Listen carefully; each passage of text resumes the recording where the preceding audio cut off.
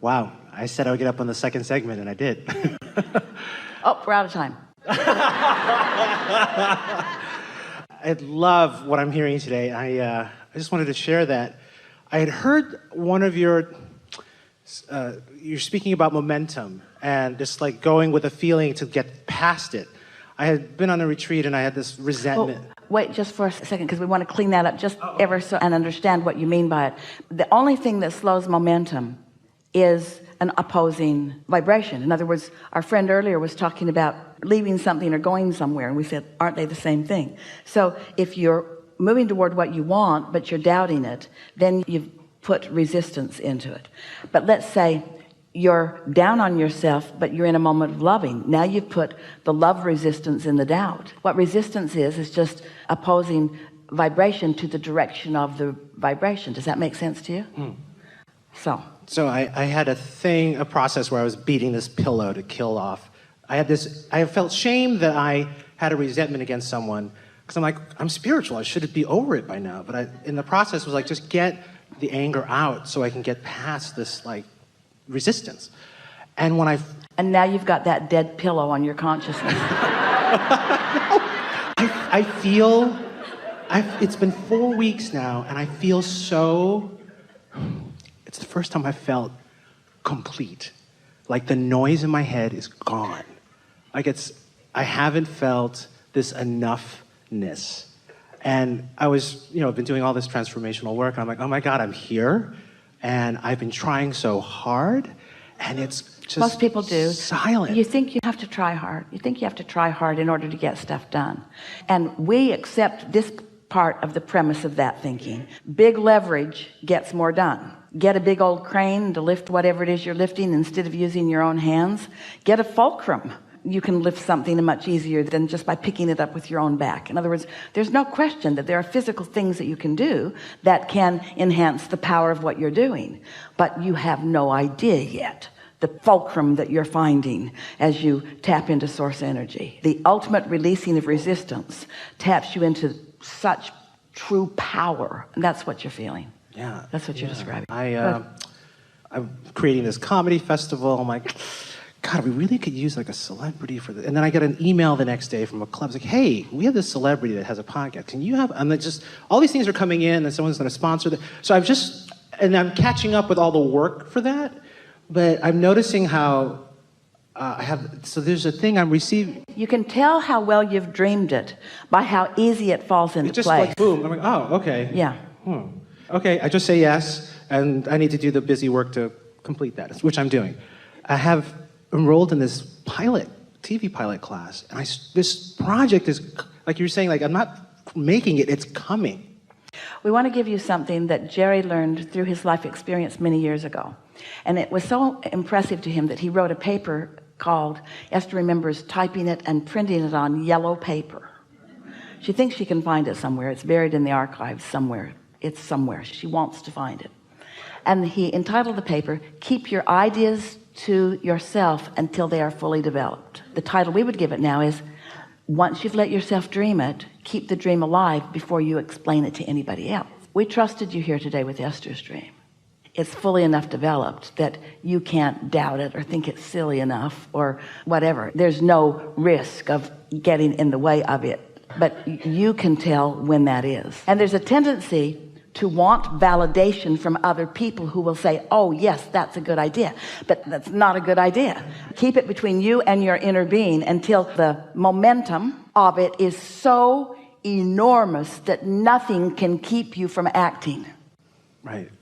It's just like, now I know I just need to sleep, eat, drink water, take care of my body, because it's just sitting there coming just through. Let the downloads come. Yeah. And spend no time trying to justify it. There are a lot of masters of what we teach, not meaning they got it from us, meaning they have figured it out through their life experience that they've lived.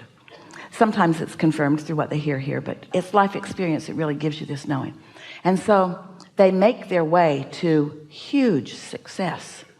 And then there's a mass of people that want to hear from them how they did it.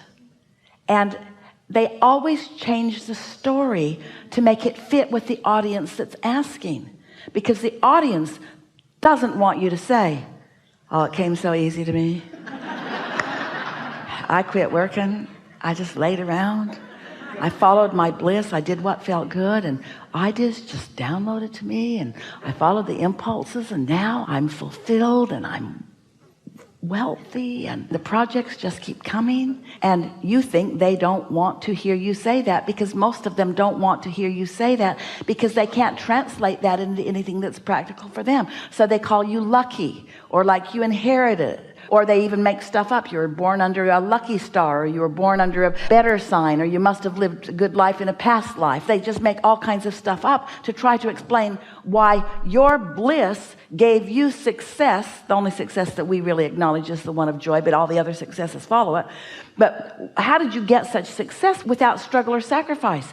People have a hard time hearing that. And if you are a presenter to the world and you're sensitive to their feeling that way, you will fall into the trap sometimes of telling them the story that they want to hear. Well, it's probably true. You probably did do a whole lot of struggling when you were step one-ing.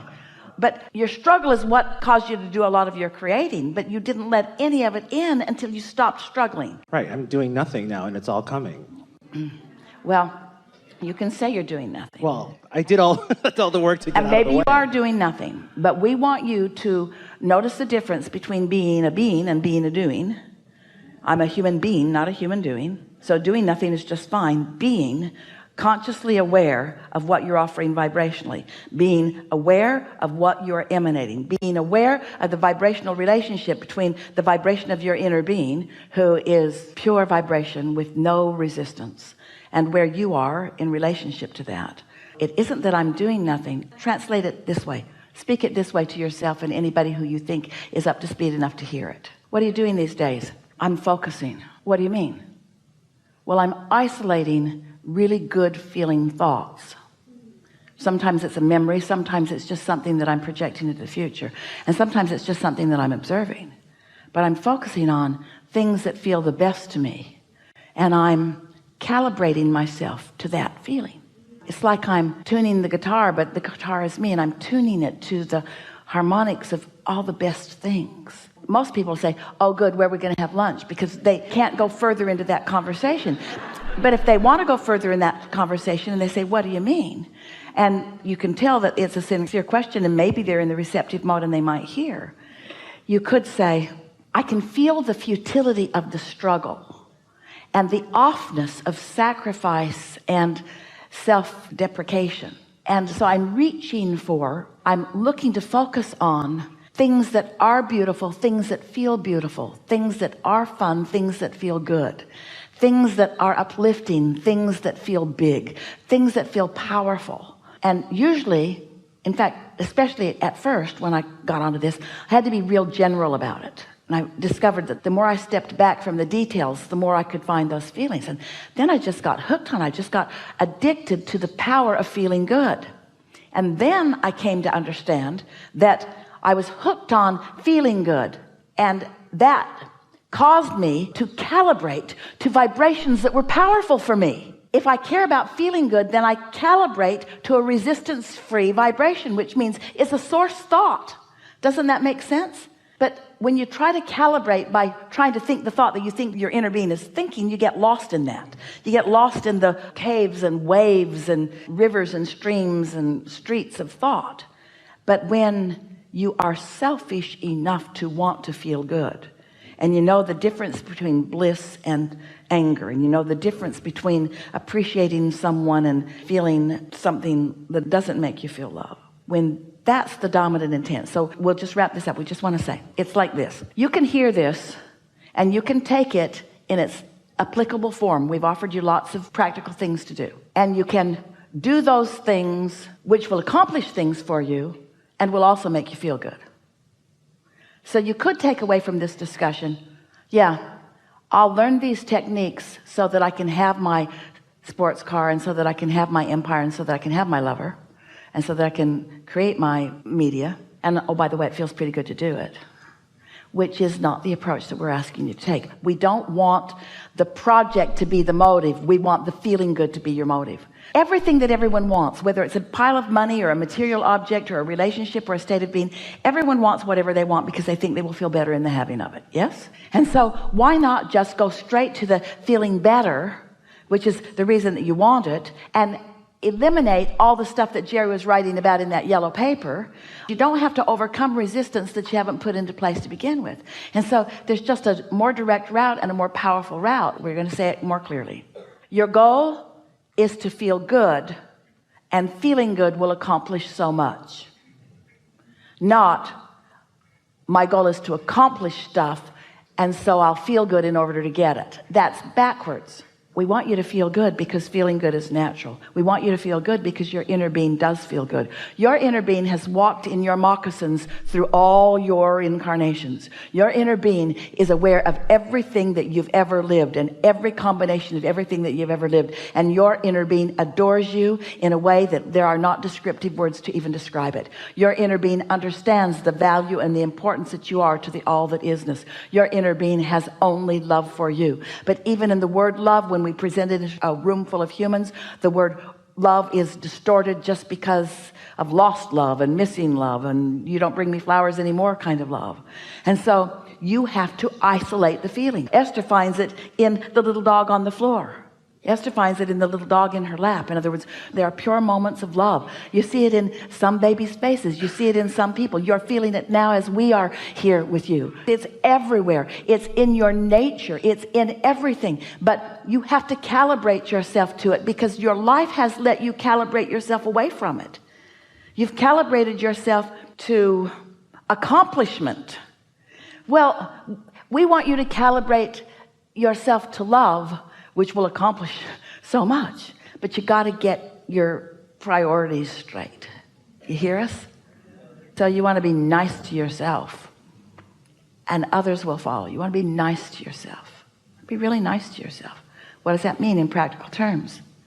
Feel like a nap? Please take one. Feel like a drive? Go do it. If you don't feel good, take a nap. Care about how you feel. If you feel like something nice to drink, go drink it. If you want to go hear a band, go hear it. Be nice to yourself. Be nice to yourself. And while you're being nice to yourself, you can put a little human twist on it if you want to and say, this is the most productive thing that I could do unto all of the universe. This is the best thing that I could do for the entire universe. Just this thing right now. This nice thing that I'm doing for myself. This is my gift to the universe. And when the momentum ensues, and it will, there will be a time that you will not wonder about this at all, that an idea of sacrifice will feel so funny to you. And when you see somebody trying really hard, you'll just love them and know that they'll get over it in time. You'll just see people benefiting by being around you. And you'll decide that you're going to own the room vibrationally, that when you walk in, the vibration of you, because you've practiced it so well, is just going to be there in such a way that one of two things will happen. Either people will join it or we have enjoyed this interaction immensely. Good time for a segment of effect.